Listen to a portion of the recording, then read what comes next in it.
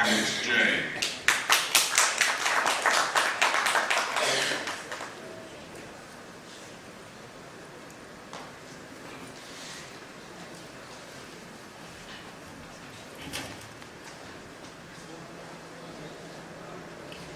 Good afternoon, everyone. I think Robin did mention that the third panel was an important one. I think this is an equally important panel where we're talking about digital lending and for financial inclusion. I'll probably start with some key research which we recently concluded and some findings that we've had on this very, very important topic, right? So I think both the two terms over here, digital lending as well as financial inclusion, I think we spoke about it through the conference a bit later. So I think it's timely and a nice topic for us to then talk about and delve in the last session. Again, some of the stats from our recently concluded research, there has been an investment in excess of almost $1 billion in the digital lending space since inception. The digital lending market overall has been growing at a rapid pace of almost 25%, but interestingly, only 10% of Indians have access to organized credit. Digital lending is projected to outpace the traditional lending for unsecured loans by 2030. I think interesting and something which is, digital lending represents 10% of the NBFC's loan portfolio and less than 2% of the loan portfolios of banks or commercial banks, right?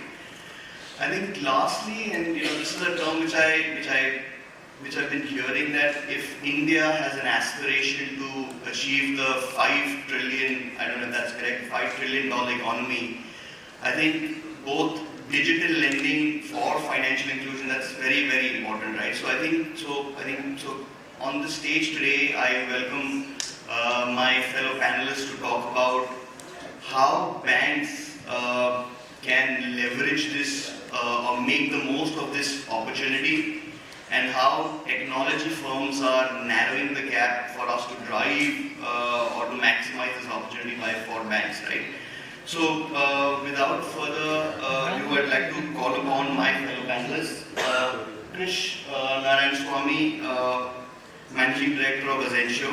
Krish has over 30 years of banking technology experience and has held leadership positions at Tata-IIG, ICICI, and Standard Chartered. Welcome, Krish. Next is Manish, Daswani, Chief Business Officer, Converj, which is an embedded finance platform.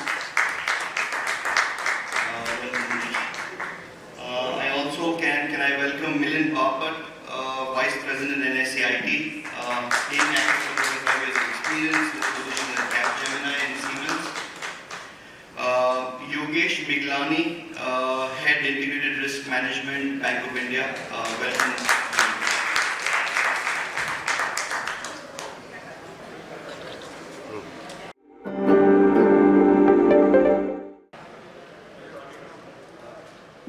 Thank you, everyone.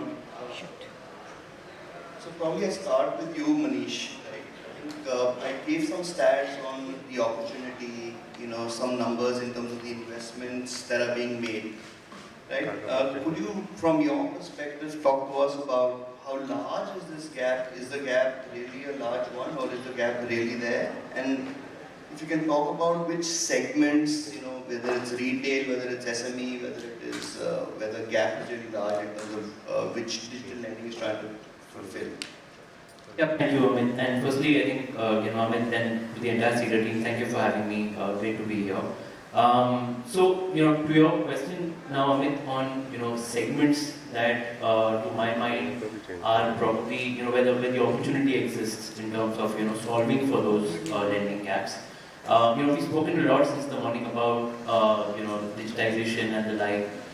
In the lending space, a lot of digitization that we've seen happen has largely been in the retail space, right? And rightfully so, it impacts all of us, and it's very, very critical from an economy standpoint. I think often the one segment that tends to get overseen when it comes to lending is the MSME space.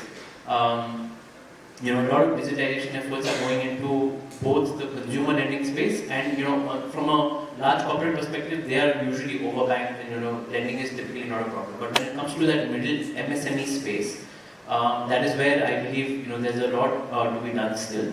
And we'll talk about some of the solutions as well. But just from an opportunity perspective, just some numbers to start.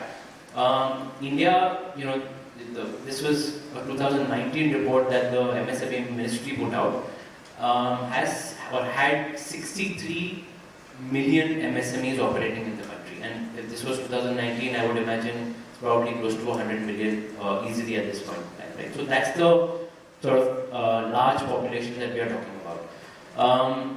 Even from an impact perspective, SMEs today contribute to 30% of our GDP, right? So all of the discussions we've been having since morning about the 5 trillion economy, etc., 30% of that is MSME, right? And so if we really want to solve for India, we need to solve for how do we get credit access to the MSME space. It's super critical. Now, just to break that down a little bit more, the MSME, the first M in MSMEs, all of you should probably know this, is the micro enterprises that operate in the country, or mom and pop stores, in small towns, etc. That makes up for 99% of this MSME space, right? So that's really what needs to be solved for in terms of lending, if you really want to solve for the MSME space. So I think just from a segment perspective, to my mind, that's critical. It's a segment that, like I said, contributes significantly to the GDP. It creates over 100 million jobs while we are at it. So in every way, it's something that both balance sheet providers, banks, NBFCs, and fintechs who operate in this space cannot afford to sort of overlook. So to my mind, I think that is a critical space that participants need to solve for. There is a gap there. I think it was an RBI speech from a couple of years ago that talked about the lending gap specifically in the MSME space being in the range of $350 odd billion, which is the gap between what credit is available to MSMEs today versus what the demand is, right? So that's a large gap, and that was again pre-pandemic from what I recall. So the pandemic would have only accelerated that gap that much more, and I expect that lending gap to be even wider. So to my mind, that is the space that critically needs solving for if we have to sort of collectively achieve some of the numbers that we've set ourselves. I think picking up from here, Yogesh, onto you, where we think there are two concepts, right? Underbanked and underserved. So what are the challenges that financial institutions face when lending to or catering to underbanked or underserved? You rightly said there are a lot of challenges while serving unbanked, underserved population, and just in continuation with from Amit, Manish, that he said that there is a $350 million gap in funding. So gap in funding, that means at present day we are saying that this much amount of money is needed, but if this MSME is running, so that money is coming from somewhere, right? So it's basically money is available. It's basically to increase the productivity, to take the economy from $3 trillion kind of economy to $5 trillion or to $10 trillion by 2030 or whatever, to increase that capacity. The cost of funds needs to be decreased. See, we talk about businesses and we talk about big figures, funding, $3 million kind of funding. But ultimately, everything boils down to unit economics. You are competing across the globe on the basis of unit economics. So to have that working on unit economics, this cost of funding for across the should come down. And I come from small. I've lived in a small villages also, cities also, no metro also. I have friends who's currently probably doing well, but at their initial start of their businesses, their cost of fund was 10% per annum, per month. So probably the people who are sitting here, they will not be able to, absorb that kind of interest rates, 12%, 10%, 12%, 15% per month kind of interest rate, that's still being charged, still being available. So first thing I'll say, there is a lot of opportunity. There are challenges, but one thing we need to begin is opportunities. Then second, to get the perspective in terms of numbers. So Indian population is roughly 140 crore, and total number of branches in India, including private banks, small private banks, every bank roughly 1,62,000 crore, 1,62,000 branches total. That's what the figure I remember. So if you divide this figure, roughly it comes around 8.5 lakhs.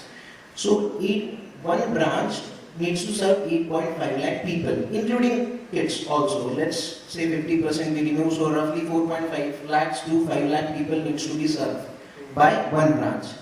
So that means if even one individual transacting only 4 times in a year with a branch, so he will so total transaction goes up to 17 lakhs to 18 lakhs roughly. So that means per day a branch will have to do more than 7,000 transactions, roughly 7,000 transactions. This many transactions is not possible to do manually. If that much people come, obviously they will not be well treated and they will not be wanting to go. See, people need money.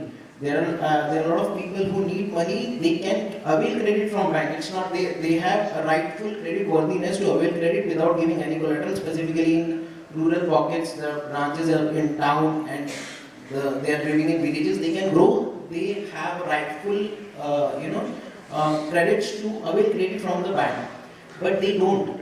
They don't get it, they don't go it, they don't attempt it. Reason being, the branches are probably not structured that way to give credit to them. There are multiple reasons. So essentially, you're saying that there is demand. So there is the lot of opportunity, demand. and then there is also a need for having a digital lending. Absolutely. And digital lending means without manual, without branch information. Number one. And see, we should not see this in pieces.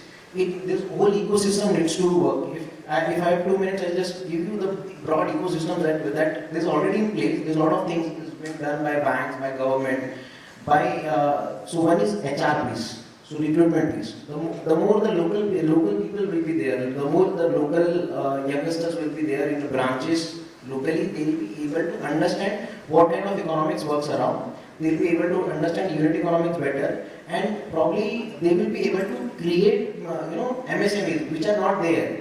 See, if I go to a village and I say, when you are making rice, you go to a factory. You make a farmers produce organization, you make a factory and supply it to the nearby town. Why send your raw material to towns and they are manufacturing quality towns as well, and it will save a lot of cost in it. And they will be able to give better unit economics if they are able to adopt that technology. So one is HR piece, then another is training piece. So a lot of banks, including public sector banks, they mostly public sector banks, but there are private sector spaces also. They run RCTs and all. They train people, they train youngsters. So it's not different machines, CNC machines or whatever kind of different technology, mechanical machines I'm saying, not technology. They need not educate. So this all pieces needs to come together and then serve. And then this digital piece, like previously also spoken, that end-to-end digital, and it is possible at least till one level of loan, say 10 lakhs, 20 lakhs can be done. So, Krish, just speaking from what Yogesh said, that there is, what he was trying to describe was that there is a huge opportunity, and then there is therefore underserved opportunity, right? So, in your experience, to what extent are traditional financial institutions integrating digital lending, to drive financial inclusion? Have they been successful? I'll say very much. I think in the last 7 to 8 years, we no longer have traditional banks or institutions. Digital has permeated everywhere. The challenge right now is, while there is tremendous opportunity, our credit to GDP ratio is around 55%. And you have a huge headroom for credit offtake. But the challenge is when you start integrating digital product with an existing ecosystem, right from your cost of acquisition, your cost of servicing, to the technology cost that you have, and for the scale and ticket that you have to serve financial inclusion, the economics is going to be a challenge. So one of the critical things for a bank or an NBFC to be successful is to have and completely alternate, like an SBU, purely focused where the product is different, the user experience is different, and they work on a technology solution which can optimize your return, that your expense to your credit ratios are maintained. Those are organizations that I found are very successful. Trying to balance both a traditional lending infrastructure for serving digital is going to be subservient and it's going to be difficult to scale. Going to you, Milind, right? Around the problem of the last mile, right? So what role is technology playing in that? Right? So if you can tell me from a technology perspective. Yeah. So before I answer the question, I think so. If you look at the NSEIT tagline, right, it says facilitating financial well-being of the people, right? And I've been talking to a number of digital lenders, and I think it is important that these companies understand that they should be very proud that they are working for social cause, right? And also the economic development of the country as well. In their the way they speak, the way they advertise, I guess there has to be an articulation of this fact as well, which to me is very critical. So Yogesh and Manish has laid a very good foundation of what I'm about to say, and they've kind of elaborated and magnified the problem to a great extent. And I think the digital lending companies are in the right place, and I think there are a number of ways that these companies are addressing the problem. The first thing is accessibility, right? I think last mile challenge talks about accessibility. It's largely accessibility because this is where the traditional banks cannot set up shop because it doesn't make sense for them. There's no business case to set up a branch in a small village. So that problem gets solved by going digital, right? Everything is available on the internet. And I've been talking to some of the folks this morning, and they are also talking about setting up shop in the places where there is no internet, which was a surprise to me because I thought it still a few months or few years to go. So that was very nice to hear. So that's the first problem that they are addressing.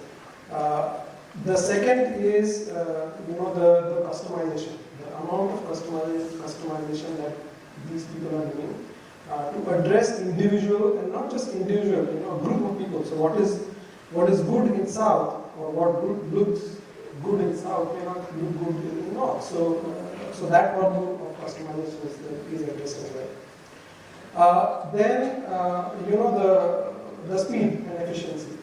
If a traditional bank were to do things going in remote areas and the way they traditionally do things, like loan sanctioning for that matter, it will take a huge amount of time, right? Versus the digital lenders, they've got AR, they've got ML, they've got loads of codes through which all these steps, the process steps, are all automated, right? And because they are automated, the speed goes up, the efficiency goes up, and that's a big advantage, right? I mean, things happen very fast. And finally, to sum this all up, cost plays a very important role, right? So if because of the digitization, or because of the speed, or because of the robots that they've put in place, the cost dramatically comes down, right? Otherwise, if a traditional bank were to do all these things like this, I think it is impossible. So to that extent, the contribution is huge, in my personal view. It also enables financial inclusion, right, which is the most important thing to do. So I think also doing things differently is the need. So Manish, is going to you, right? Where I think in the previous panel we spoke about data, we are speaking about fintech ecosystem, the collaboration piece, right? So how is how is alternate data or the fintech ecosystem managing that? Maybe if you can answer from an SME or a consumer banking perspective. Sure. And I'll take the liberty to sort of continue the MSME sort of thread, if I may. So if we think about the process or the life cycle of a loan, right, starting from customer acquisition to the origination of the loan to underwriting, which in the MSME space is probably the single most critical piece to solve for.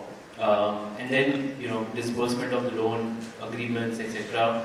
And then finally monitoring and collections as well, right? I would argue that each of these steps in the life cycle probably can do with a partnership between traditional financial institutions, balance sheet providers, banks, NBFCs, and fintech players, right? In previous organizations, I've worked directly with fintech players who are solving for some or all of these for the MSME space specifically, by either providing, to your point, alternate data, by providing APIs that help traditional financial institutions enhance their lending processes to MSMEs and so on and so forth. So I think each of these steps in the life cycle, can do wonders with a fintech partner that can go along. As an example, let's take risk underwriting. To my mind, with MSMEs, that's probably the single greatest barrier today, to sort of lend to MSMEs today. I know of organizations whose entire business model is based on providing, or fintechs whose entire business model is based on providing scores to banks and NBFCs to enhance their underwriting processes, right? So that's their entire business. That's a good example to my mind of, how, and they do that by using alternate data, by screen scraping all kinds of information, making sure it is sanitized and provided in a consumable way to these traditional lenders, right? To my mind, that's a good example of how some of these partnerships can come together and solve for some of the challenges that I spoke about earlier in the MSME space.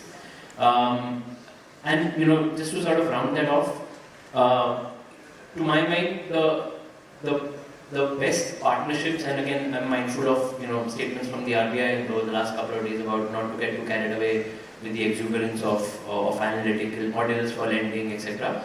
But you can't sort of take away from the fact that there are these models that have emerged and are helping us, so as an ecosystem, lend better, lend more meaningfully, and get better at a real problem that needs to be solved for. Thank you. Krish, I know you and Azentio have been at the forefront of helping a lot of banks with their digital transformation and accelerating the digital lending. So, what are the steps or are there learnings that our banking clients over here should follow? What are the steps to accelerate that digital lending journey of theirs? Sure. See, I've had the privilege of seeing over 100 migrations in my career. Each bank have a different risk appetite. So if you want to convert from a traditional to digital, banks have applications like Jenga blocks. Over time, you have one block, and you have a liability product and a lending product and a treasury and a trade finance product and an EDW and an internet. So over a time, it's like a Jenga block. Anytime you want to take one and put, you're going to be stuck. So it really goes to what's the risk appetite of bank. Like in one of the earlier panel, I remember Ramesh saying big bank is the best option. So think of it like, if you want to transition, my views, anything that you remove from Jenga block is going to be stabilized. So either you go with a simple API approach where you have your code, extend API, change the digital front end, and then change the back end. But what I found most effective in my experience is start a new product line on a completely new platform, which is fully integrated, and ensure it connects to the core of your enterprise system, be it yourself or your EDW. But have an end-to-end solution which focuses on a customer user journey and an experience which is seamless. Take that block, start with a product. Once you go live, slowly start migrating your portfolio one to another. Would be the most effective way that I've seen. But like you said, it's a complex process. An organization have checks, balances to ensure that any new thing that you do will be stabilized. So this is my way of looking at it. Sure, thanks. I think, we've spoken about the opportunity, we've spoken about the challenges. I think, Yogesh, going to you, I think in the earlier panel also we spoke about risk, right? And Manish was mentioning about certain risk norms that RBI. So I think there is something around RBI tightening the recent, the announcement around capital risk norms, right? So could you talk a little bit about that? From the impact on digital lending and the impact? Basically, the circular that recently came, it doesn't differentiate between physical lending and digital lending, number one.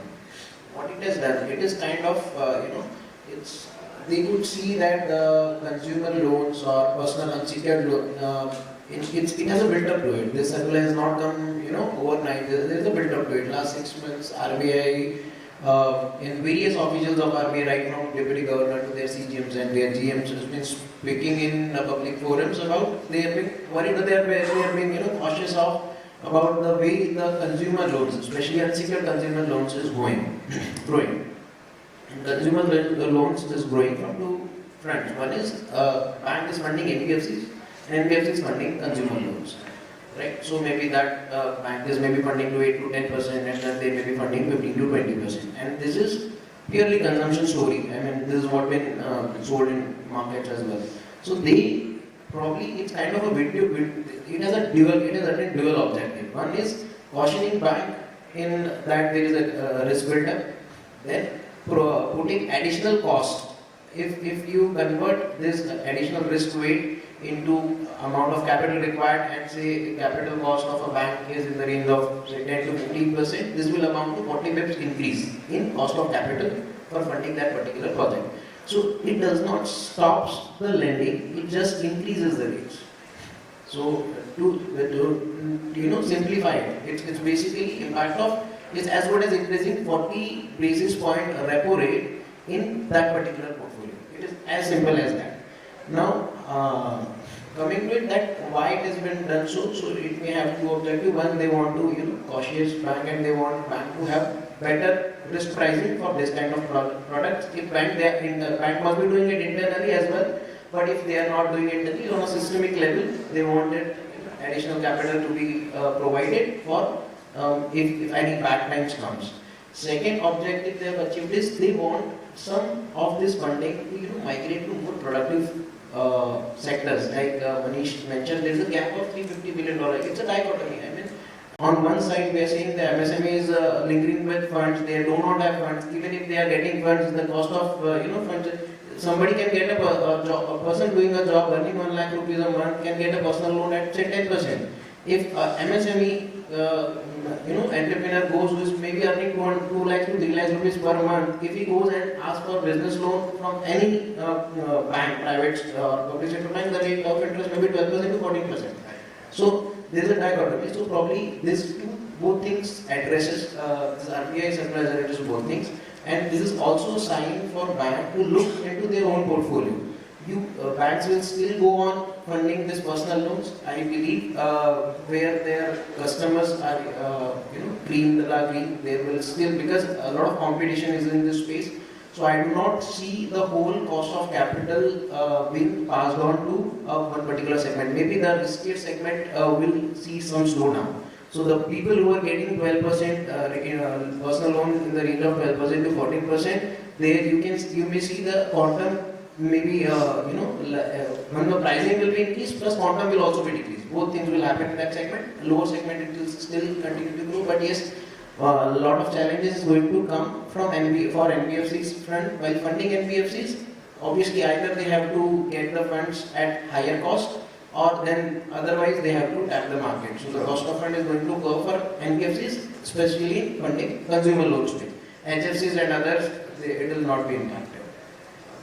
So this is I think Milind, we have just a question to you. We've not spoken about the user experience and the importance of that from a technology perspective for digital lending. What are your views on that? So to me, before we talk about user experience in this context, where we are talking about serving remote areas. Education to me is the foundation of whatever we do for the user experience. And I'll give you an example. A friend of mine, he has a startup, right? And what that startup does is it buys the agro waste and converts that into fuel, right? And then for this also, he had to do a lot of education, right? So when he was going through the process of educating the people on the ground, in Punjab, in the remotest place, of course for security reasons, they were told, do not share your OTP, right? Culturally, whatever you don't want to share is something that you want to hide. And whatever you want to hide is something that is not good. So the OTP became a bad word, right? So I think the point that I'm trying to make is, unless you educate the population in the way they see it right, again, what is right in South is not right in North. So once you have that foundation made, then I think you can talk about the user experience. And there are three or four aspects of this one. The first one on user experience is that digital lending platform should be extremely simple. Simple to use because you have to bear in mind that the audience, the people who are going to use this platform, are probably neither well educated, forget being technically savvy, right? So you have to build the user experience with the utmost simplicity. So that's point number one. Point number two is trust, right? So when anybody is using the platform, there has to be a process through which, while the usage is on, the trust has to be built. So everything that the person sees on the screen, there has to be an utmost amount of transparency, right? What is the loan given? What is the EMI? All that has to be transparent, right? The third thing is, I think local language, correct? And not everybody understands English, and when you build a user interface or user experience, local language as well as culture both plays a critical role, right? So building the user interface, I think the user interfaces could be different for different states, and I'm probably exaggerating to make a point, but it is as complex as that, and it is also extremely important because unless you get these things right, you will never be able to succeed. And then underlying all this is a feedback mechanism. So right, when these people are using the digital platform, what kind of experience are they going through? Do they like it or not? And again, when you provide feedback, it doesn't have to be a lengthy feedback, right? A yes or no is good enough, because then you get a hang of it, right? You get a feel of, the person is liking it or not. So all these things are there, and also I would also recommend that these digital lending platforms have small education modules, right? Small, animation videos and so on and so forth. I think that will help a great deal. Yeah. No, I think very beautifully put it from a topic, from a financial inclusion, where you speak about simplicity, you talk about education, you talk about feedback mechanism, you spoke about trust. I think that the whole thing that the digital lending platforms today need to address all of these things to drive our vision of financial inclusion, right? I think now I have one last question for all of my panelists, I think starting from you, Krish, right? So in your view, what's the most important, impactful thing if from a digital lending to aimed at driving financial inclusion perspective? So what's that one most important thing that everyone should keep in mind? See, I think for digital lending platform point of view, today most of the banks and NBFCs have monolith ambassador cards. Trying to launch digital lending on that is like trying to change Formula 1 wheel on an ambassador and saying I'm going to drive fast. Because this is something that has to scale, it's going to be low cost, it has to be high volume. And to do that, until you have a system or a solution which is engineered for performance or volume and next generation, that is a better bet for you to embrace this journey of digital lending. And that's the cost of taking it. Thank you. I'll pick up from what Krish said and answer the same question, Amit. I think what he rightly said is if you need to scale, and again going back to sort of the SME, MSME sort of space, for us to be able to scale lending and reach sort of the sort of diverse spread that MSMEs really have in India, in addition to some of what the panel has spoken about, partnering with fintechs and alternate data, etc. I think that what was, drawing reference from the, I think it was the first panel which talked about digital public infrastructure that is available. Equally critical to my mind, even in the MSME lending space, right? So initiatives like an OCEN. OCEN, for example, is part of the India stack. I'm sure everyone here knows about the India stack. Stated objective of OCEN was to do for MSME credit what UPI did for payments, right? So it has that kind of ambition. So OCEN can really solve for some of that. Other initiatives like a Threads platform, which has been around for a while. Yes, it has had a couple of hurdles, but I think Threads and invoice discounting, which again I think there was some reference made earlier, also has significant chances of doing for SMEs, of getting SMEs credit at lower costs just by virtue of doing invoice discounting, right? And some of the fintechs are operating in that space as well. Again, very, very critical from an MSME. So I think that, to me, that's probably the trend to watch out for, about how the digital sort of public infrastructure can step up to help lending initiatives as well, the way it is, likes of account aggregators, etc. Especially the MSME. That's right. So, although I'm expected to talk about technology, my take is not technology, right? I think anything that you can imagine now, technology can make it happen. If you ignore the commercial viability aspect of it, right?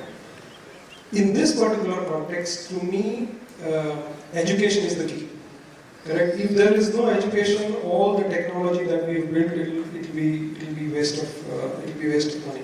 So what is important in this context is to not take a view that I'm a fintech and I will deliver technology, but to go beyond technology, partner with local bodies, municipal corporations, and things. There are local bodies that can get together, and educate these people so that they can use these platforms, right? And once we have built that foundation through rock solid education, I think all these things will fall in place automatically. Absolutely right, sir. As you said that, as I'm picking from him, that it needs to be educated down the line, like from till maybe person who is panchayat, gram panchayat head, and probably corporates can start using digital learning environment. They can start building the digital learning environment. One person sitting in Mumbai probably may be addressing thousands and lakhs of villages at one given point in time, and this kind of conferences they can be benefits, they can accrue benefits of this kind of conferences also at that tremendous place, and it's possible and it's not costly. So that is obviously very, very important. And from technology perspective, as initially also spoken of, backend, data storage, then UI, and then commercial aspect of it, and then risk appetite of the bank. At least all banks, including public sector, obviously private sector banks and public sector is doing it, but more into personal loan space. At least some amount of whole end-to-end digital lending has to be done in MSME space without any manual intervention, and every bank has some risk appetite. Probably some bank may have a risk appetite of 500 crore kind of portfolio, some may have 1000 crore kind of portfolio, some may have 10,000 crore kind of portfolio. So this needs to be built on a pilot basis and see how this whole digital MSME portfolio plays out, and then probably we'll be able to learn experience from it, and then different fintech services can come as a plug-in kind of. For example, in whole digital lending space for MSME, the most important critical criteria is field investigation, due diligence, specific. So if that part can be built from some startup, like Ola kind of startup, like if I put in digital somebody's apply online, and that goes to that fintech that this is the location. He can just go and plug and play, and that just take a report and just feed it in the system, which can be plugged. So this kind of mechanism needs to evolve for financial inclusion, and obviously this over a period of time the government has done wonderful work in terms of Aadhaar and mobile linkages, Pradhan Mantri Jan Dhan Yojana accounts. This has troubled all the bankers day and night, but this has been a very important infrastructure for taking the purpose of financial inclusion ahead. So I think with this, we can wrap the panel. And I think the key takeaways are we believe that there is, digital lending can lead to financial inclusion. There are steps around education. You can't win a Formula One race using an ambassador. There is the government role, the India stack you spoke about, the RBI norms and the risks that we need to abide by. So I think I'm running out of time right now. So the questions can be during lunch. So thank you so much, fellow panelists, and it was a pleasure hosting you all. Thank you.